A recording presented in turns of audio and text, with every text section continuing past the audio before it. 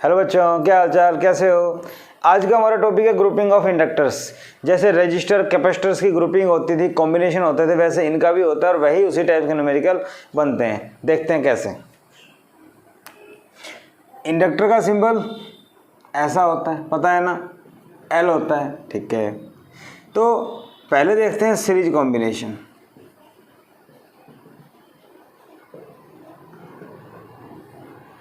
Suppose कीजिए हमारे पास 1 2 3 inductor हैं। ठीक है, ये ए बी पॉइंट और ये यहाँ पे सी और डी पॉइंट। तो 1 2 3 हो गए।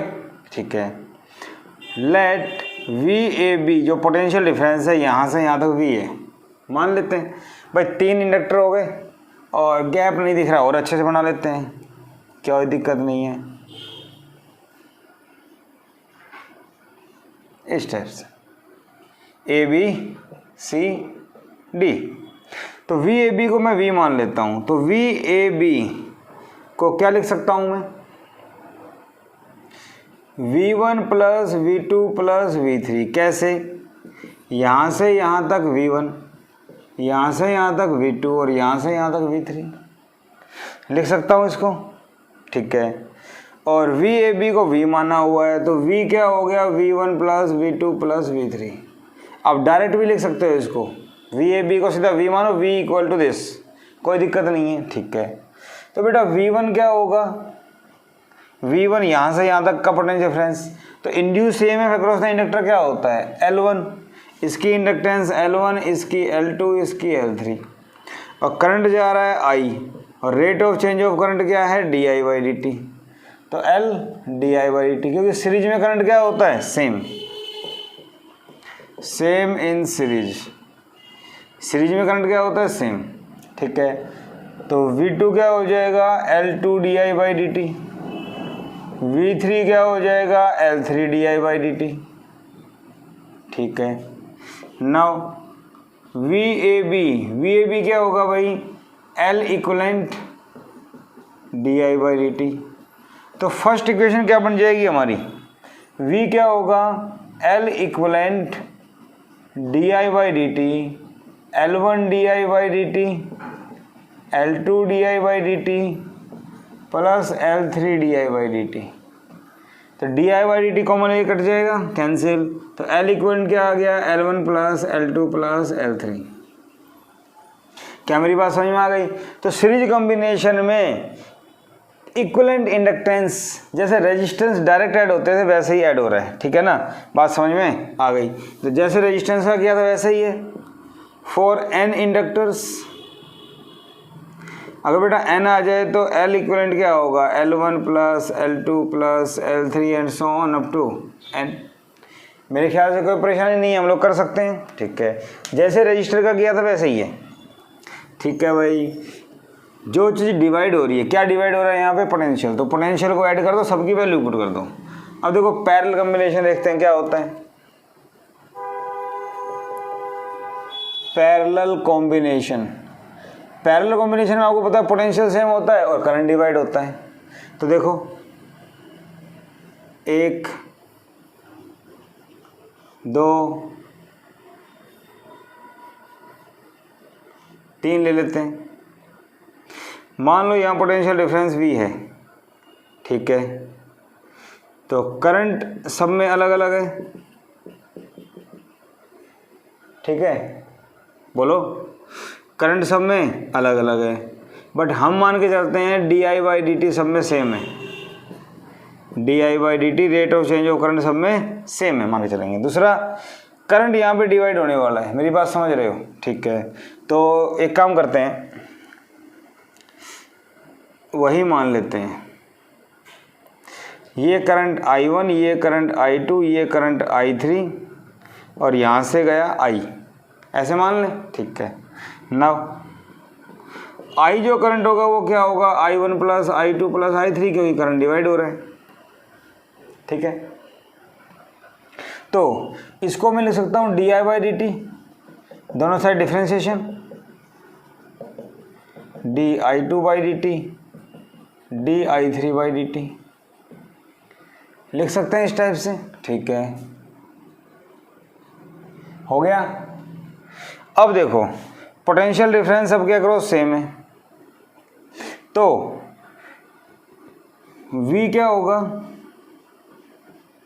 V ए बी बोलो या V बोलो एक ही बात है। V क्या होगा, L1 di1/dt, अरे हाँ या ना, L1 di1/dt, तो di1 क्या हो जाएगा यहाँ पे, di1/dt V/L1। ठीक है, इसी टाइप से V L2 di/dt सेकंड के लिए,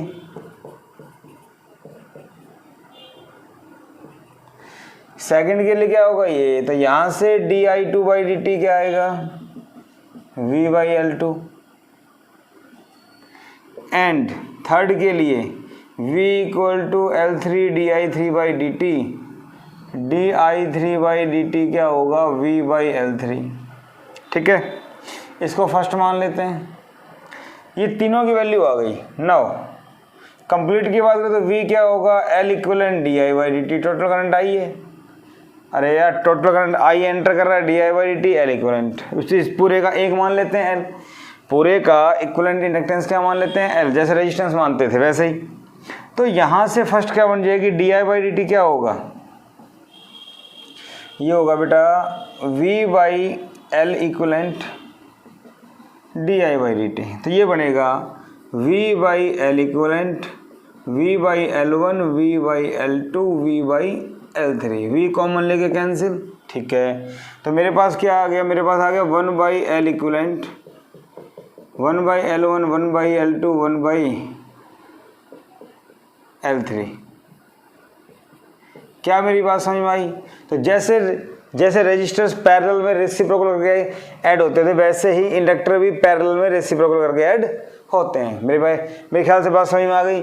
सेम वही सीरीज में सीरीज में करंट सेम था, पोटेंशियल डिवाइड होता था तो पोटेंशियल की इक्वेशन, यहाँ पोटेंशियल सेम है, करंट डिवाइड होता है, करंट की इक्वेशन, यहाँ पे di/dt यूज होता है तो डिफरेंशिएशन कर दिया, सभी की वैल्यू निकाल ली, पुट कर दिया, मेरा आंसर आ गया। ठीक है, अगर मेरे पास यहाँ पे n इंडक्टर होते तो 4n inductors 1/L equivalent equal to 1/L1 1/L2 1/L3 and so on. I think बात समझ में आ गई, कर सकते हैं। ठीक है, अब बेटा इनके ऊपर न्यूमेरिकल्स कैसे बनते हैं, जैसे पीछे बनते थे रेजिस्टेंस के, वैसे ही जिन्होंने रेजिस्टेंस नहीं पढ़ा है उनके लिए रिवीजन हो जाएगा, सेम वही चीज़ें हैं। ठीक है, देखो कुछ क्वेश्चंस करते हैं हम, इजी से स्टार्ट करते हैं। एक 2 हेनरी, या एक काम करो L ये ले लिया हमने,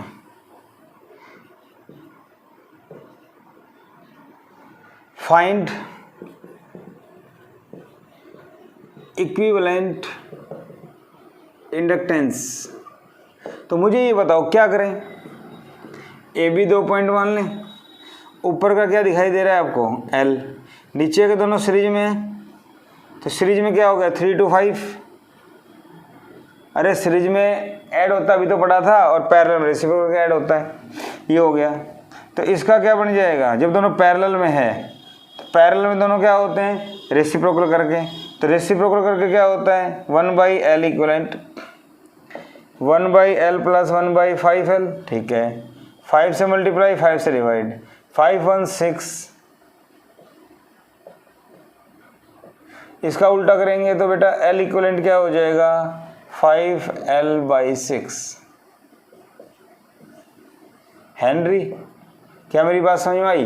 ठीक है, इस टाइप से हम लोग सोल्व कर सकते हैं। एक बात और बता दूं आपको, अगर मेरे पास 2 इंडक्टर पैरेलल में है तो शॉर्टकट में रेजिस्टेंस में ही पढ़ा हुआ है, वही है क्या, एलसीएम लो इसका,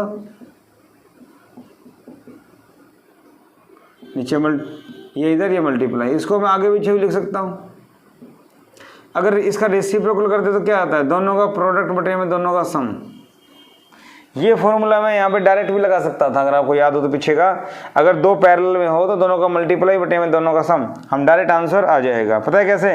मल्टीप्लाई करो दोनों का, 5l इंटू एल, 5l आ जाएगा, डिवाइड में दोनों का सम 6l, l से l कट जाएगा। मेरी बात समझ रहे हो ना?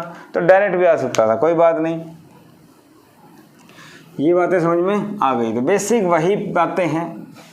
और देखिए थोड़े से अच्छे सवाल करते हैं। चलो 1 2 3, हमने 3 इंडक्टर लिए इस टाइप से, इसको मैंने यहाँ जोड़ दिया, इसको मैंने यहाँ जोड़ दिया, ठीक है।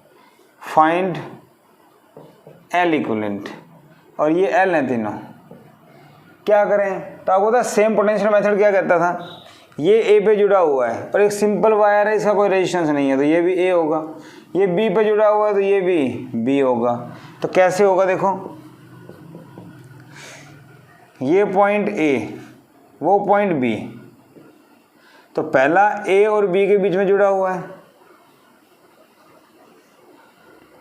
दूसरा ए बी के बीच में जुड़ा हुआ है,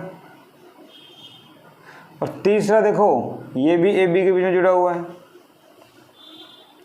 तो तीनों एल एल एल पैरेलल में है, तो नेट क्या हो जाएगा, L equivalent 1/l 1/l 1/l, parallel में है 3a/l, उल्टा कर दो, एल इक्विवेलेंट कितना आ गया, l/3 हेनरी इसकी यूनिट होती है।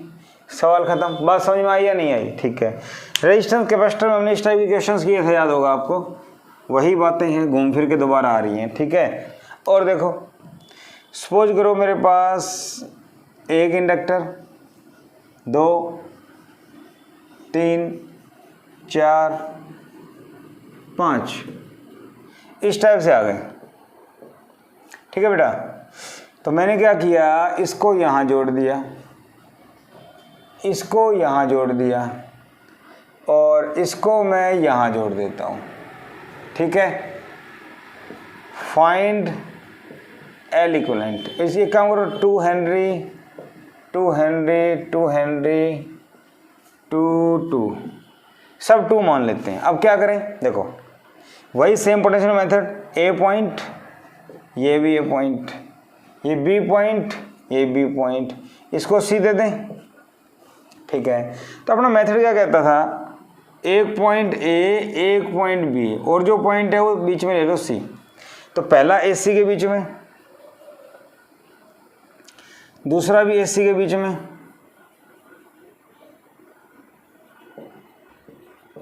ठीक है। तीसरा ए बी के बीच में,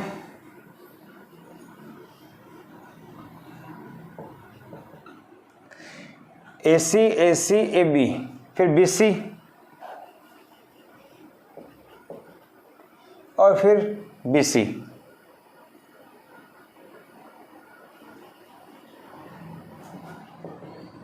क्या मेरी बात समझ में आ गई?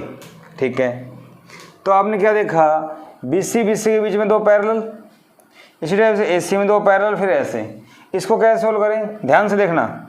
ये दोनों पैरेलल में 2 चीज़ें होती है, तो दोनों को मल्टीप्लाई बटे में दोनों का सम, ठीक है। तो इन दोनों क्या होगा, दोनों को मल्टीप्लाई बटे में दोनों का सम 4 4 1, तो इसका 2 2 का 1 हो जाएगा, यहाँ भी 2 2 का 1 हो जाएगा। तो ये क्या बन जाएगा भाई, ए सी, ऐसे।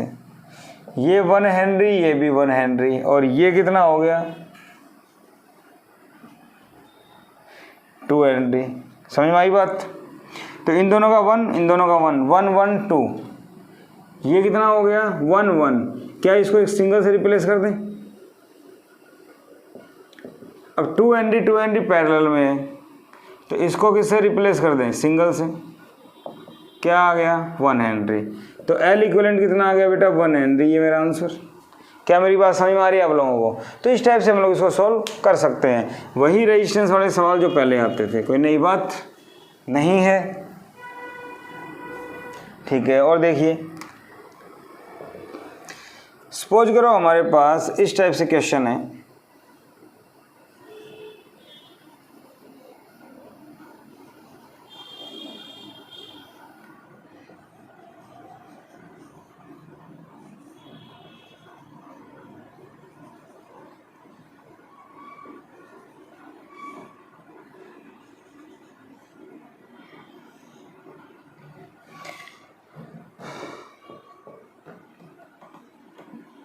ये दिया हुआ है, ठीक है। ये मान लेते हैं 6 हेनरी 6 हेनरी 2 हेनरी 4 और 4 2, ठीक है। इसकी वैल्यू L मान लिया, ठीक है। Find value of L if value of equivalent inductance is 15 Henry. Complete की 15 है तो बताओ क्या होगा। तो क्या करें, देखो सबसे पहले 6 6 पैरेलल में है तो दोनों का क्या हो जाएगा 3, ठीक है। 4 4 पैरेलल में दोनों का क्या हो जाएगा 2, पता है ना आपको, हाफ हो जाता है अगर सेम हो तो, ठीक है। अब ये ए बी के बीच में है, ध्यान दो, यहां से अगर मैं करंट सेंड करूंगा सीधा जाएगा, तो ये तीनों क्या हो गए सीरीज में डायरेक्टेड होता है 2 2 2, कितना हो गया 6, तो इसको मैं 6 कर दूं, ठीक है। अब जरा देखो ध्यान से, ये दोनों क्या हो गए, ये पैरेलल, तो इसको और छोटा कर लो डायग्राम को, इतना बड़ा करने की क्या जरूरत है, हो गया। ये दोनों पैरेलल में हैं तो क्या होगा, देखो ए यहां से L और इसके साथ ये इस टाइप से 6 हेनरी